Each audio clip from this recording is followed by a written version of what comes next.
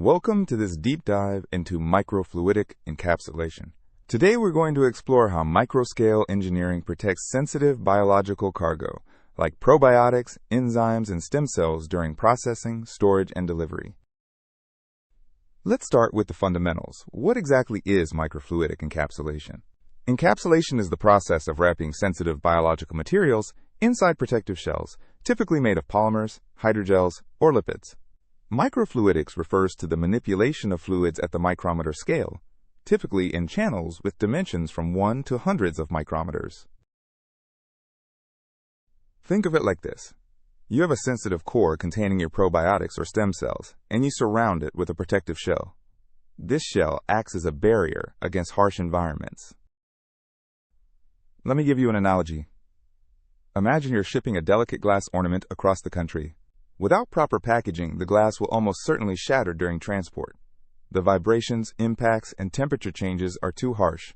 But if you wrap it in bubble wrap and place it in a foam-lined box, it arrives safely. The packaging absorbs shocks and maintains stable conditions. Biological materials face similar challenges. Stomach acid, enzymatic degradation, temperature fluctuations, and mechanical stress can all destroy sensitive cargo. Now let's ask, why do we specifically need encapsulation for these biological materials? Consider probiotics.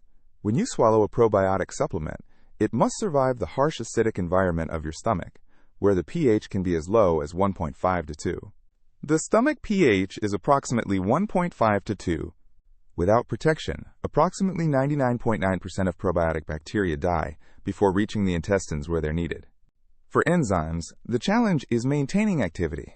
Many therapeutic enzymes denature or lose activity at body temperature of 37 degrees Celsius over extended periods.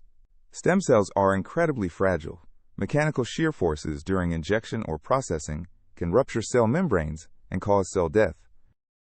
So why use microfluidics for encapsulation? Why not just mix things in a beaker? Traditional bulk mixing methods produce capsules with highly variable sizes and often result in low encapsulation efficiency, sometimes below 50%. Microfluidics produces monodisperse particles, meaning all capsules are nearly identical in size. Size uniformity can be within 5% coefficient of variation. Here's a visual comparison. Bulk mixing produces capsules of wildly different sizes, while microfluidics creates perfectly uniform particles. Let's dive into the actual mechanism. How does microfluidic encapsulation work at the device level? The most common design is called flow-focusing geometry. You have a central channel containing your core material surrounded by a shell material inside channels. Here's how it works. The core fluid flows through the center, while the shell fluid flows from the sides. At the junction, the flows meet and break up into uniform droplets. The physics relies on balancing interfacial tension, which wants to minimize surface area, and viscous forces from the flowing fluids. This balance determines droplet size. The key dimensionless parameter is the capillary number, Ca, which equals mu u over gamma, where mu is viscosity, u is velocity, and gamma is interfacial tension. For microfluidic encapsulation, typical capillary numbers range from 0.01 to 0.1. Let's do a quick back-of-envelope calculation. How many capsules can we produce per hour? Assume a typical flow rate of 10 microliters per minute. Assume droplets with a diameter of 100 micrometers. The volume of each droplet is 4/3 pi r cubed, where r is 50 micrometers, or 50 times 10 to the negative 6 meters. This gives approximately 5.24 times 10 to the negative 13 cubic meters, or 5.24 times 10 to the negative 4 microliters. The production rate is 10 microliters per minute divided by 5.24 times 10 to the negative 4 microliters per droplet, giving roughly 19,000 droplets per minute. That's over 1 million capsules per hour from a single microfluidic device. This demonstrates the scalability of the technology. Now let's discuss shell materials. What materials do we use to encapsulate our cargo? Alginate is one of the most popular choices. It's a natural polysaccharide extracted from seaweed that forms a gel when it contacts calcium ions. The reaction is alginate plus calcium 2 plus ions yields a cross-linked gel network. Alginate is highly biocompatible. Gels under mild conditions suitable for living cells, and its porosity can be tuned by adjusting polymer concentration. PLGA, or polylactic coglycolic acid, is an FDA-approved biodegradable polymer used extensively in drug delivery. PLGA degrades predictably over weeks to months, and it provides excellent protection against acidic environments like the stomach. Lipid bilayers mimic natural cell membranes and are particularly useful for delivering hydrophobic drugs or creating liposomes. The critical insight is that you must match your shell material to your specific application requirements. Let's examine a concrete case study. How would we encapsulate lactobacillus bacteria for oral delivery? We would use alginate shells containing thousands of lactobacillus bacteria. The alginate protects them from stomach acid. What are our design requirements? First, the capsules must survive pH 2 for at least 2 hours. Survival time in pH 2 must exceed 2 hours. Second, the capsules must dissolve or become permeable in the intestines where pH is 6 to 7, releasing the bacteria. The solution is to use a pH-sensitive alginate formulation. At low pH, the alginate remains tightly cross-linked. At neutral pH, calcium ions leach out and the gel swells and degrades. Experimental studies show that encapsulated probiotics have survival rates of 80% or higher in simulated gastric fluid, compared to less than 1% for unprotected bacteria. Now let's look at enzyme encapsulation.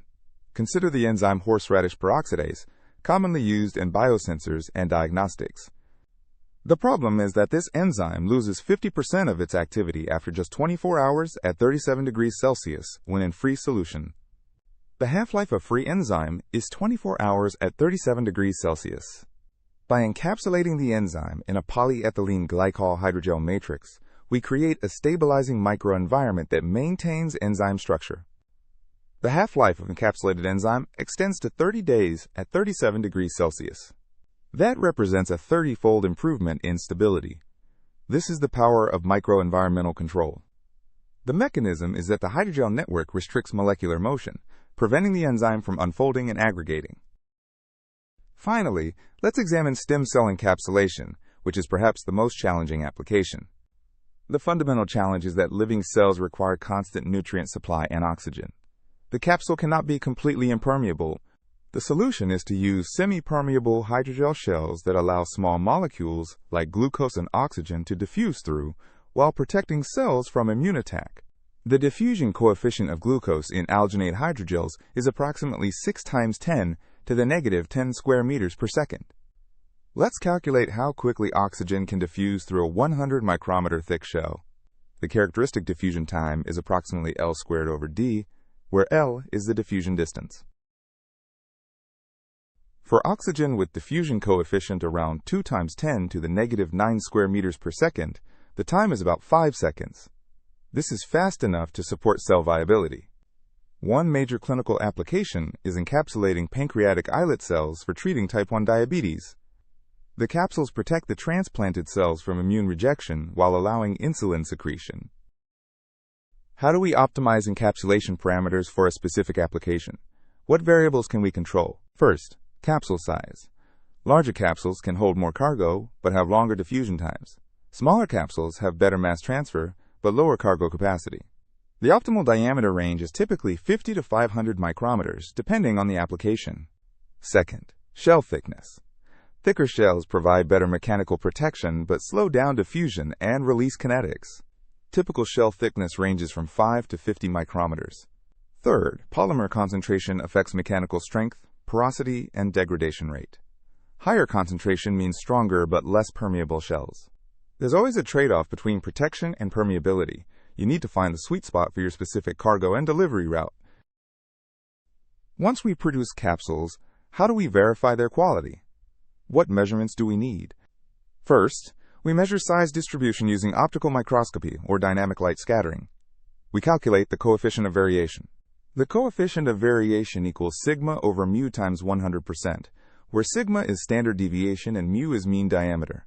A good microfluidic process should achieve coefficient of variation less than 5%. Second, we measure encapsulation efficiency, which is the percentage of cargo successfully trapped inside capsules versus lost to the continuous phase. Encapsulation efficiency equals mass encapsulated divided by total mass times 100%. We typically target encapsulation efficiencies greater than 90%. Third, for living cells, we measure viability using fluorescent live dead staining. For enzymes, we measure retained catalytic activity. Fourth, we characterize release kinetics by placing capsules in simulated physiological conditions and measuring cargo release over time.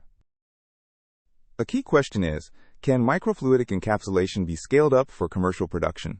We calculated earlier that one device produces about 1 million capsules per hour. For commercial products, you might need billions of capsules per day. The primary solution is parallelization. You can run hundreds or thousands of identical microfluidic devices simultaneously. By fabricating devices with 100 parallel channels, you increase throughput 100-fold. Commercial devices with over 10,000 parallel channels have been demonstrated. Second solution is continuous flow operation for 24 hours per day rather than batch processing. Currently, several companies are commercializing microfluidic encapsulation for food, pharmaceutical, and cosmetic applications. Let's briefly discuss advanced capsule designs. What if you need multiple layers of protection? Multi-layer capsules have concentric shells with different properties. For example, an outer layer that degrades in stomach acid, revealing an inner layer that protects in the intestine. This enables sequential release, where different drugs or factors are released at different times or locations in the body. Fabrication requires multiple microfluidic junctions in series, with each junction adding one additional layer. Where is this field heading? What are the exciting emerging applications? Smart capsules that respond to specific triggers like pH changes, temperature, or enzyme activity. These provide on-demand release at the target site. Cell-laden capsules for tissue engineering, where encapsulated stem cells are used to regenerate damaged organs or tissues. Encapsulation of engineered probiotic consortia that produce therapeutic molecules directly in the gut microbiome. Personalized medicine applications where capsules are customized for individual patients based on their specific needs and physiology. Before we conclude, let's discuss practical limitations. What are the current challenges? Microfluidic devices can be expensive to fabricate, especially for clinical-grade materials. However, costs are decreasing with improved manufacturing. For many applications, we still lack long-term stability data. How do capsules perform after months or years of storage? Regulatory pathways for encapsulated biologics are still evolving. Each application requires extensive safety and efficacy testing. While parallelization works in principle, maintaining quality control across thousands of parallel channels remains challenging. Let me summarize the key concepts we've covered today. Microfluidic encapsulation offers unprecedented precision in protecting sensitive biological materials like probiotics, enzymes, and stem cells. The choice of shell material is critical and must be carefully matched to your specific application, considering factors like degradation rate, permeability, and biocompatibility. Understanding the physics of droplet formation, particularly the balance between interfacial tension and viscous forces, enables precise size control.